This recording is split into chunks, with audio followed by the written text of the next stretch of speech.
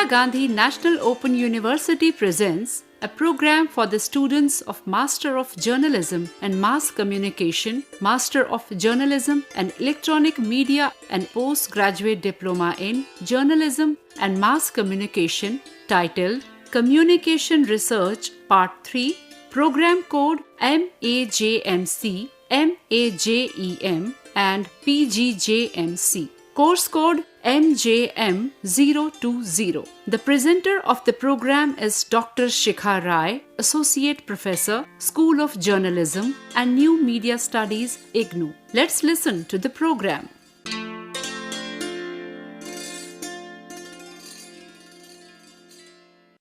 Hello everyone and welcome to yet another session of communication research. I will quickly go through what we discussed in our previous session on communication research. So we discussed why research is a necessary evil, which all fields is it needed in, and what counts for research. Like research is needed in decision-making situations, it is needed to describe the media, it is needed to analyze the media effects on consumers, and also to understand the audience's behavior. Then we also talked about how to determine a relevant topic. How do you know which topic to research on? Is the topic too broad? Or can the problem really be investigated? Are the data susceptible to analysis? And whether the problem is significant at all. Then there were additional questions which determine the relevance of a topic to be researched, like whether the results of the study can be generalized in different situations, contexts, and societies. Then what costs and what kind of time is involved in completing the research project, and whether there is a planned approach which is appropriate to the project or not. And then we also talked about if there is any potential harm which is involved to the subjects. So having spoken about these things, then we discussed what is reviewing a literature and what is the importance of review of literature. We first discussed what exactly literature is and what is the available literature in any field of study, what was done, how it can be done better, what are the results that are available with us, and more important step in research process, which was about facilitating learning from previous research. And why is it important? Why should we do this? Because it helps us save time, effort, money, all our resources, which we would like to focus on the project. Then there were also a few questions that we discussed. What type of research has been done in this area and what has been found in those studies, and whether there are some suggestions that the previous researchers have made. After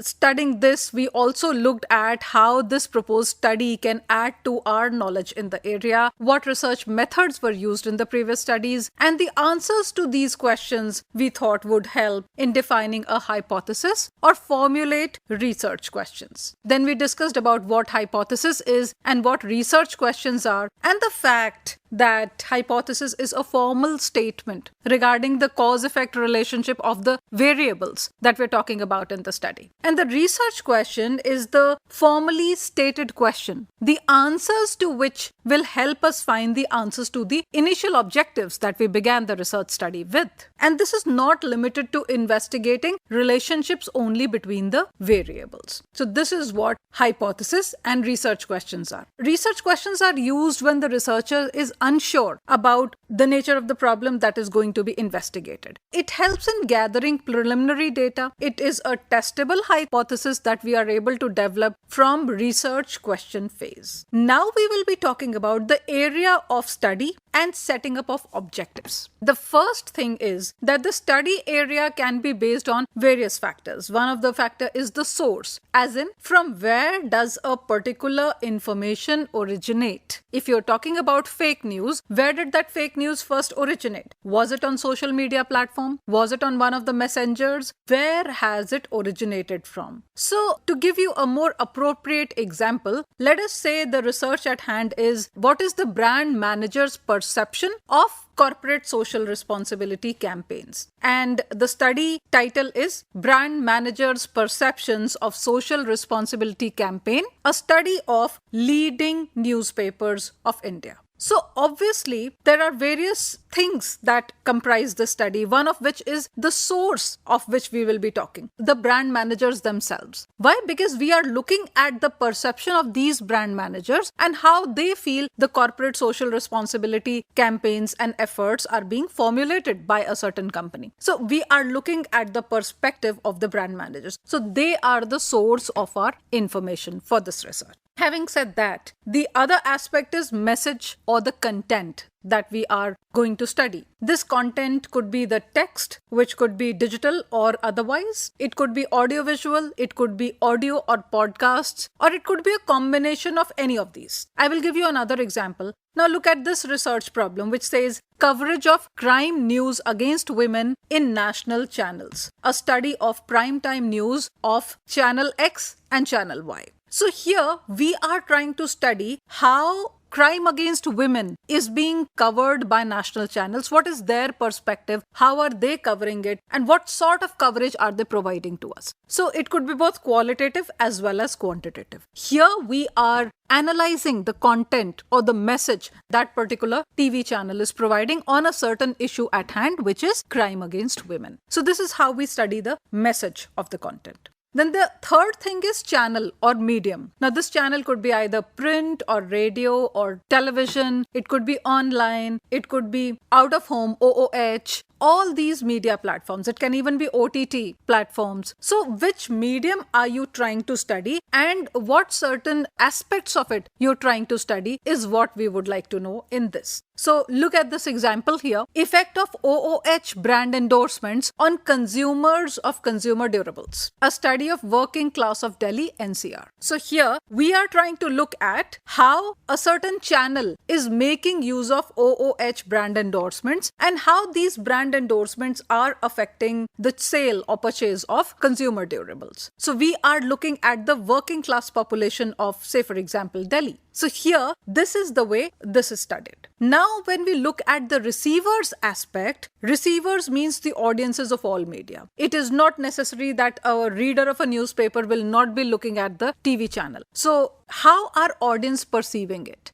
Or what do audiences have in mind when they are looking at certain content or certain messages from the media? So let us this example, corporate social responsibility and image building. Study of NTPC Dadri. What are we doing here? We are trying to look at the corporate social responsibility efforts of a certain company and how it is being perceived by the audiences. It is only for the audiences that this company must be doing its corporate social responsibility efforts and campaigns must be running on this. So the efforts that are being made, how is the audience trying to understand this is the question at hand. So this is the receiver study. Then, having said this, let us also look at the objectives that are being set when we are deciding upon a research topic. Now, any research obviously begins with the setting of objectives. It is only the curiosity of the researcher on certain area or certain subject that leads one to conduct a research. So when we talk about setting of objectives, we know that the objectives can be bifurcated into two kinds, one of which is the broad objectives and the other is the specific objective. Understand this by the help of another example. Let us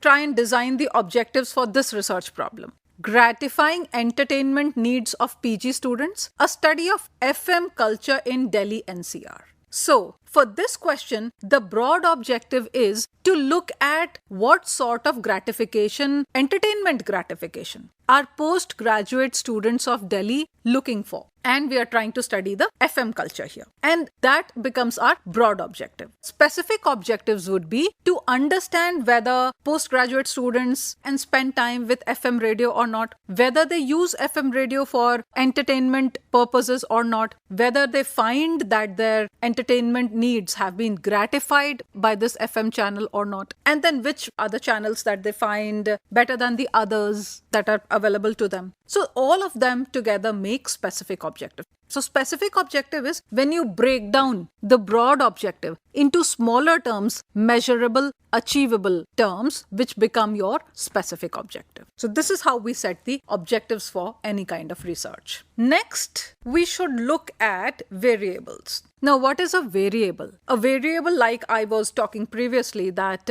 it could be a connect between two things that you're trying to study in a research project. So it is important to understand what are concepts which are related to variables. A concept basically is an abstract idea which is formed by generalization from a particular idea. So say for example, audience involvement and speech anxiety. Now, because we are looking at, like, say for example, in the previous study, we were trying to see how audiences perceive a certain thing. So what is the kind of audience involvement in something? I'll give you one example. In OTT platforms, there is a lot of interactivity which is built in from the OTT handlers and the people who are the managers of that OTT platform and the audiences. So we see that people comment on the content that they absorb, and those comments can be in the form of questions which are then answered by the OTT managers. So what is audience involvement here? The way audiences are interacting is the audience involvement. So for any research which is related to, say for example, the kind of interaction that the audiences have with a certain OTT platform, audience involvement can become a concept.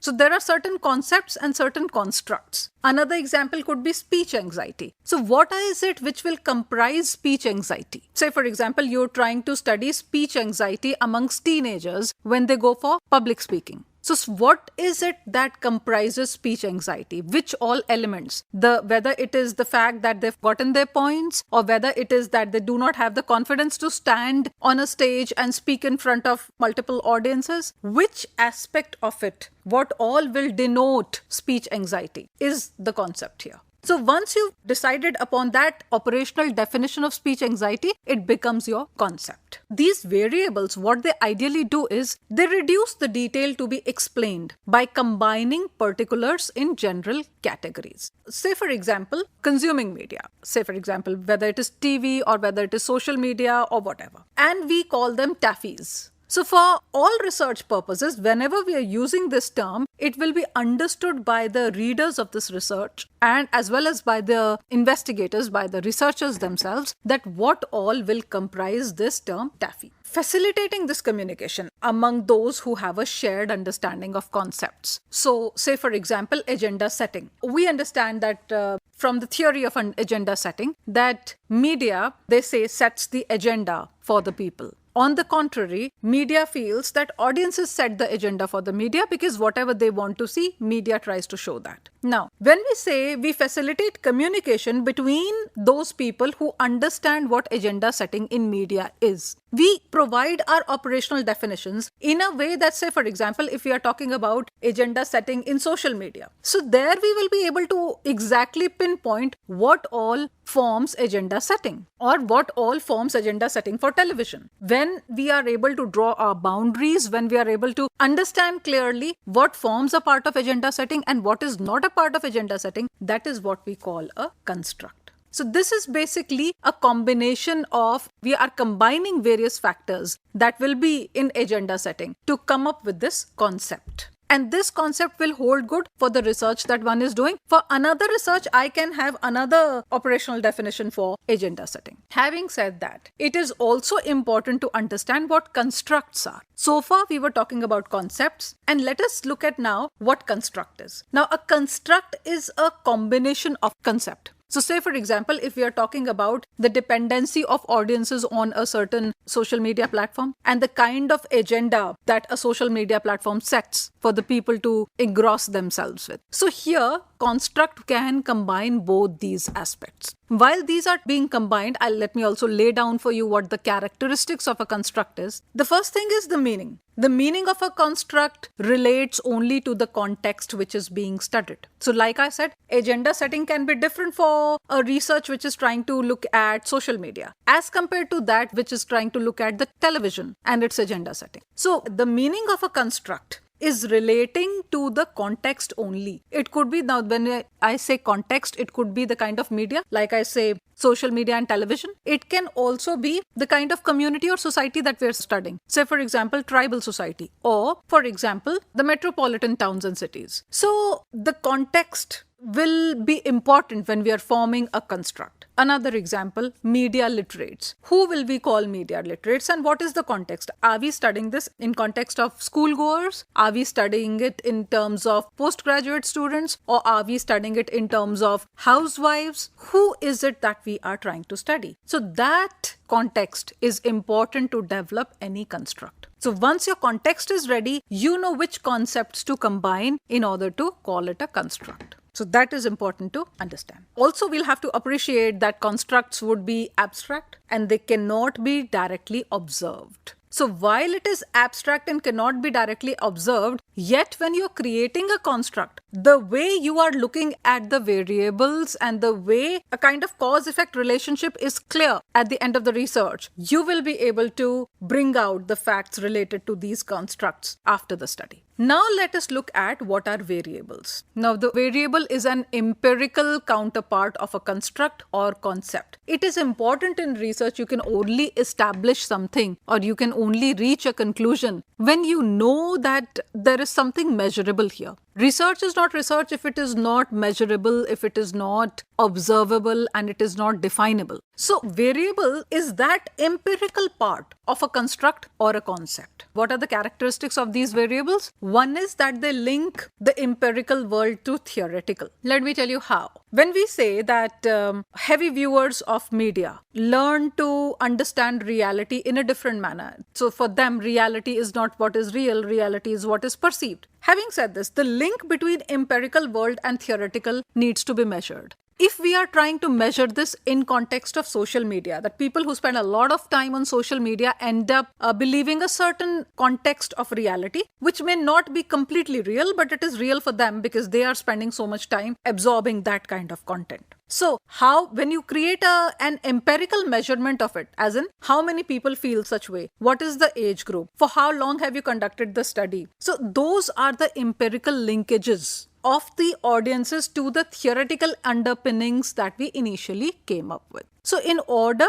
that a variable be able to decide this properly, it is important that it links the empirical to the theoretical. Then the second aspect is that they can be measured or manipulated in research. What does this mean? And manipulation, just to mention this, is not a negative connotation at all, is not a negative word at all. Manipulation only means that you change the input to some extent for the audiences that you're studying. For example, if you are looking at the reading habits of children and what you start giving some certain books or magazines or comic books over a period of a few months, and then you measure how have their reading habits changed, that is what we call a manipulation. So manipulation is not at all a negative term. Manipulation is necessary whenever we are performing any kind of experimental study. Now let us look at what are the two kinds of variables, one of which is dependent variable and the other is independent variable. Speaking of independent variables first, independent variables are the variables that can be manipulated. Their values do not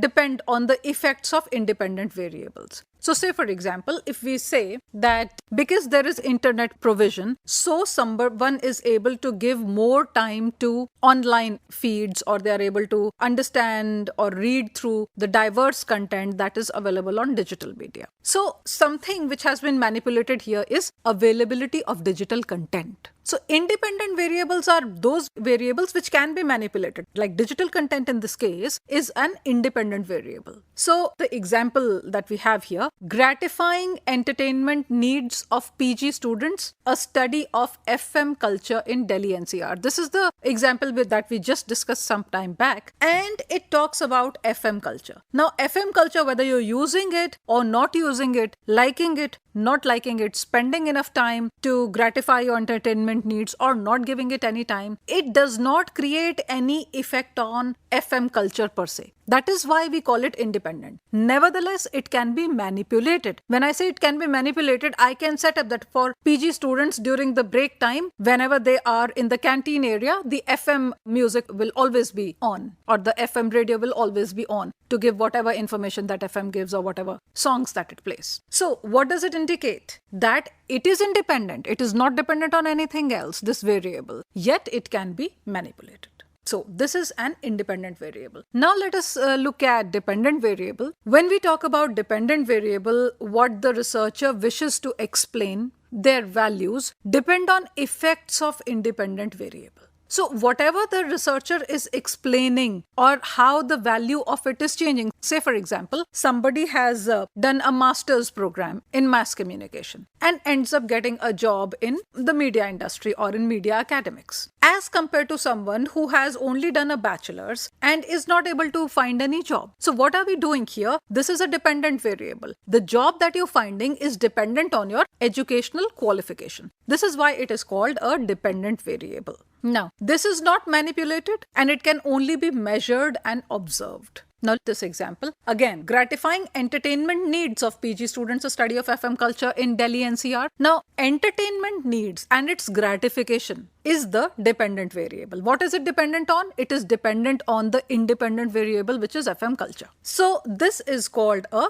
dependent variable. The PG students are depending on radio, are depending on FM to gratify their entertainment needs. So, when the result is affected directly by another variable, that kind of a variable is called dependent variable. And a third kind of variable is also discrete variables, which cannot be divided into subparts. So say for example, family. Now the size of a family can be 2 or 3. It cannot be 2.5. So you cannot divide it into a subpart. So also a population or gender, etc. So these are very discrete kind of variables. So these are the 3 kind of variables which we use when we are formulating any kind of research. And then there are also continuous variables. There were discrete variables where you could not break it into many things. Here in continuous variables, it is in range. So it can be meaningfully broken into parts or fractions. So say for example, time spent on watching TV. It can be 2.5 hours, but the size of a family cannot be 2.5.